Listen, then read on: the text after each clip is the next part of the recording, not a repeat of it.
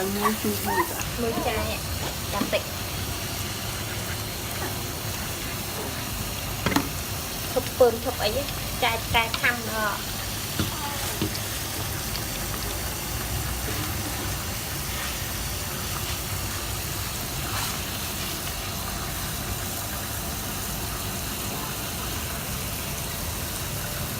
cái mới nó một tung cho anh làm thăm anh nữa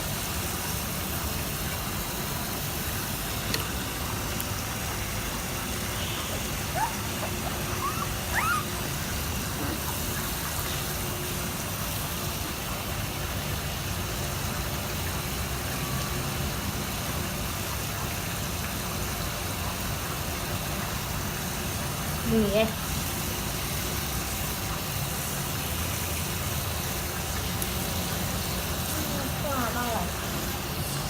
nhồi nhồi nhồi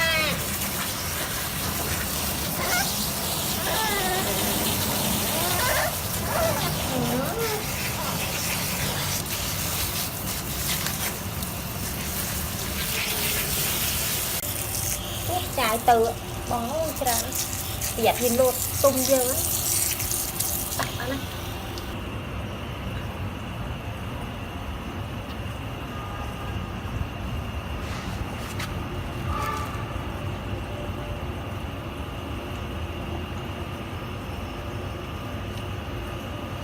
bạn này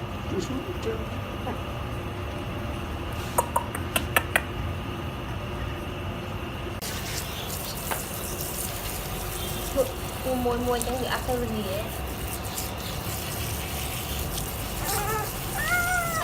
tắt anh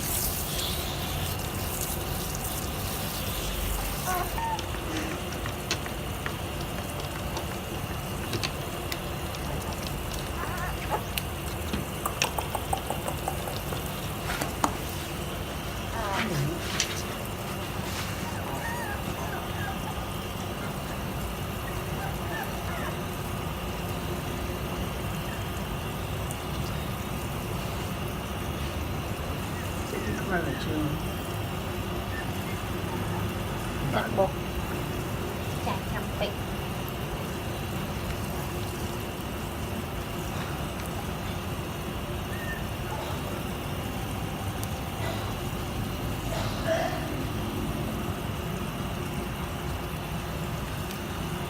từ cắt chọn lại cho dùng chả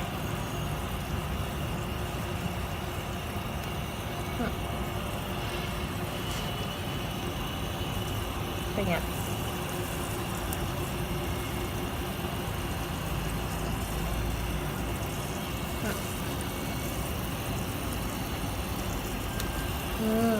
chuyện là nó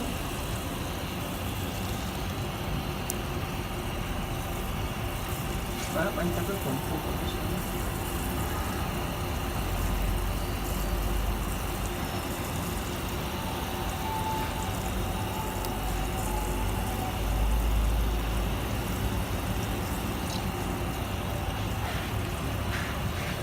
cùng cái lọt hết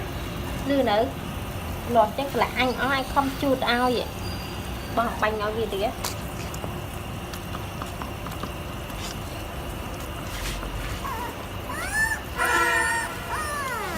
ai là ai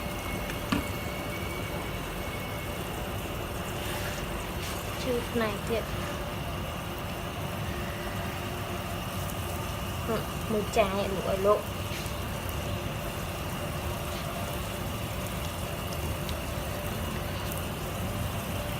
chả ơi chả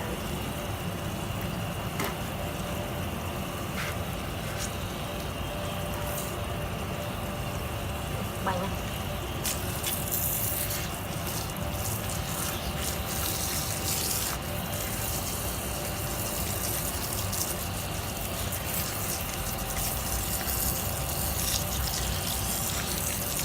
nó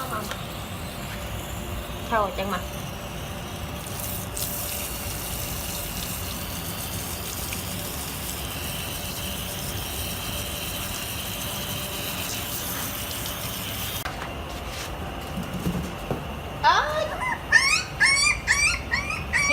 hiềm hết mình ở vậy lẹ gì vậy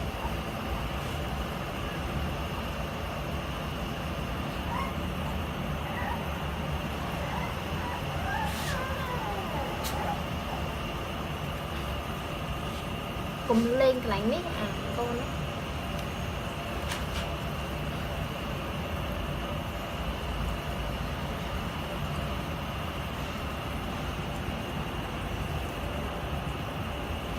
chữ xuống này nó không